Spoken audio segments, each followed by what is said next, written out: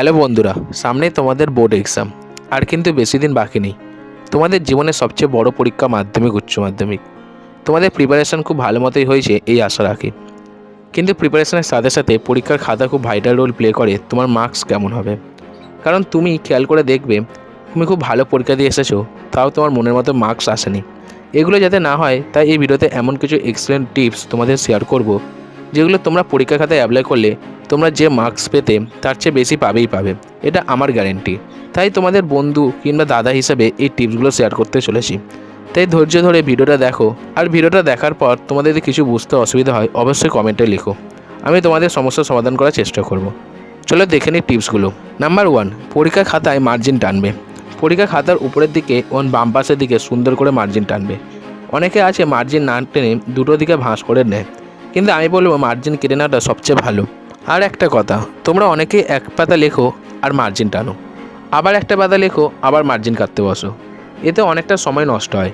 তাই তোমরা খাতা দেওয়ার সঙ্গে সঙ্গে অনেকখানি পেজ একসাথে মার্জিন টেনে নিয়ে তবেই পরীক্ষা লেখা শুরু করবে। নাম্বার 2, পরীক্ষার খাতা ভালোভাবে ফিল আপ করবে। Name, roll number, registration number খুব শান্ত মাথায় অ্যাডমিট কার্ড দেখে ফিল আপ করবে। ফিল আপ করার পর অবশ্যই ভালো করে একবার মেলাবে। নাম্বার 3, খাতায় অযথা কাটাকুটি করবে না। ভুল পরীক্ষার খাতা হতেই পারে, কিন্তু সেটা এক লাইনে কাটবে। ঘিজিমিজি করে সেই খাতাটা নোংরা করবে না। এর ফলে যিনি খাতা দেখবেন তার কাছে সেটা দৃষ্টিকটু মনে হবে। নাম্বার 4, পরীক্ষার খাতায় প্রথম দিকে এমন কোনো কোশ্চেন হয়তো থাকবে যেটা তুমি জানো ভালো করে লিখতে পারবে না, কিন্তু সেটাই ফার্স্ট পেজে লিখতে শুরু করো এবং সেই পেজে কাটাকুটি হয়, ভালো করে প্রোডাক্টিভ অ্যান্সার লেখা হয় না। এর ফলে যিনি তোমার খাতাটা দেখবেন তার কাছে প্রথমে তোমার ইমপ্রেশন নষ্ট হয়ে যাবে। তাই প্রথম পেজ থেকে সেই অ্যান্সার লেখা শুরু করো যেটা তুমি কনফিডেন্ট থাকবে।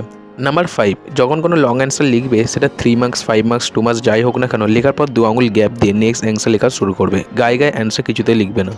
নাম্বার 6, তোমরা অনেকেই প্রত্যেক পেজে নিজের দিকে পিটিও লেখো, কিন্তু এটা করবে না। এটা শিক্ষকের কাছে ডিস্টারবেন্স সৃষ্টি করে। পিটিও তখনই লিখবে যখন তুমি কোনো অ্যান্সার লেখা শুরু করেছো, সেটা সেই পেজে শেষ হয়ে গেল এবং পরবর্তী পেজে লিখতে হবে, তখন তার জন্য পিটিও লিখবে। কিন্তু কোনো অ্যান্সার একটা পেজে হয়ে গেছে, পরের পেজে নতুন কোনো অ্যান্সার লিখছো, তাহলে তার জন্য লিখবে না।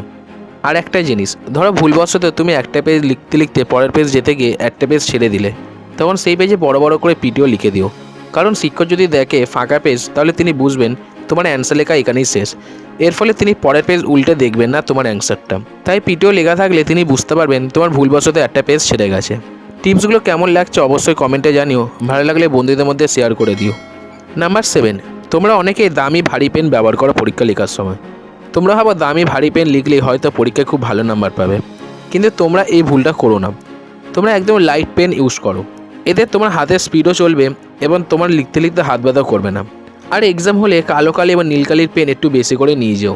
নাম্বার 8, লেখার সময় নীল ও কালো কালি দু ধরনের পেন ইউজ করবে। যখন অ্যান্সারটা লিখবে তখন নীল কালি দিয়ে লিখবে এবং পয়েন্টগুলো মার্ক করার সময় কালো কালি দিয়ে মার্ক করবে। এতে শিক্ষকের কাছে খাতাটি আকর্ষণীয় হয়ে উঠবে। এবং লেখার সাথে সাথে অবশ্যই যে সাবজেক্টগুলিতে ছবি, ডায়াগ্রাম দেওয়া যেতে পারে সেগুলো দিও। এতে তোমার মার্কস অনেকটা বাড়বে। নাম্বার 9, পরীক্ষা খাতায় অযথা বাজে বাজে জিনিস লিখে আসবে না। এক্ষেত্রে দু ধরনের স্টুডেন্ট হয়। টাইপ 1 স্টুডেন্ট, এক্ষেত্রে স্টুডেন্টরা খুব বাজে বাজে জিনিস খাতার মধ্যে লিখে আসে। যেমন, স্যার আমি খুব গরিব, আমি অনেক কষ্ট করে পড়াশোনা করি, আমি প্লিজ পাস করিয়ে দিন। এসব ভুল করেও যেন না লেখা হয়, এতে তোমার খাতা ক্যান্সেল হয়ে যেতে পারে। টাইপ 2 স্টুডেন্ট, এই স্টুডেন্টের মধ্যে যারা পড়ো তারা নিজেকে বেশি চালাক মনে করো। তুমি চালাকি করে এরকমভাবে জিনিসটা লিখে আসো। আবার এমসিকিউর ক্ষেত্রে একটা জায়গায় তুমি এরকম টিক দাও আর একটা জায়গায় হালকা করে এরকম টিক দাও। এতে টিচারের খাতা দেখতে খুব অসুবিধা হয়। তাই যদি তোমার মনে হয় তুমি অ্যান্সারটা পারবে না, তাহলে আন্দাজে যে কোনো একটা কিছু লিখে আসো, কিন্তু এই কাজগুলো একদম করবে না। আর একটা জিনিস, যদি মনে হয় যে কোনো কোশ্চেনের অ্যান্সার পারবে না, তাহলে সেই কোশ্চেনের অ্যান্সারটা সবার লাস্টে লিখে আসবে, কিন্তু সেটা লিখেই আসবে, কোনো কারণে কিন্তু ছেড়ে আসবে না। দেখবে সেই অ্যান্সারটায় অনেক সময় আন্দাজে ঠিক হয়ে যায়। আর এটা লং কোশ্চেনের ক্ষেত্রেও একই রকম। নাম্বার 10, তোমরা হাতে লেখা নিয়ে খুব চিন্তিত থাকো। আমার হাতে লেখা ভালো নয়, কিন্তু হাতে লেখা খারাপ নিয়ে অত টেনশন করো না। কারণ তুমি পরীক্ষার হলে হাতে লেখা লিখতে যাওনি। আর পরীক্ষার হলে স্পিডে লিখতে গিয়ে হাতে লেখা খারাপ হতেই পারে, কিন্তু চেষ্টা করবে প্রতিটা অক্ষর যেন বোঝা যায়, সেইভাবে লিখবে। নাম্বার 11, লুজ শিট নিলে সময় যদি কম থাকে মার্জিন টানার দরকার নেই। তুমি ওপরে তোমার রোল নাম্বার, রেজিস্ট্রেশন নাম্বার এগুলো লিখে দিও।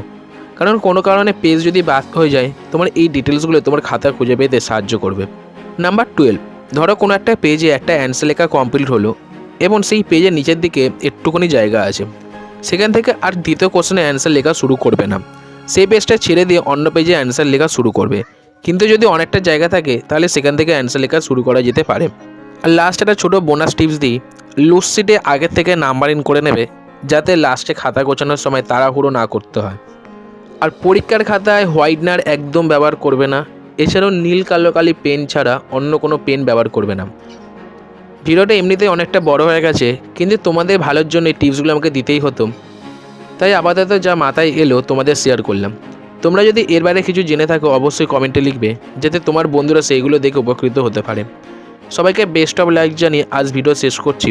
সবাই খুব ভালো থেকো, সুস্থ থেকো, আর এই কদিন খুব মন দিয়ে পড়াশোনা করে যাও। তোমরা সামনেই বোর্ড এক্সামের ওপর কী ভিডিও চাইছো অবশ্যই জানিও, আমি তাহলে ভিডিও বানিয়ে দেবো। দেখা হবে নতুন কোনো ভিডিও নিয়ে তোমাদের সাথে। Thank you.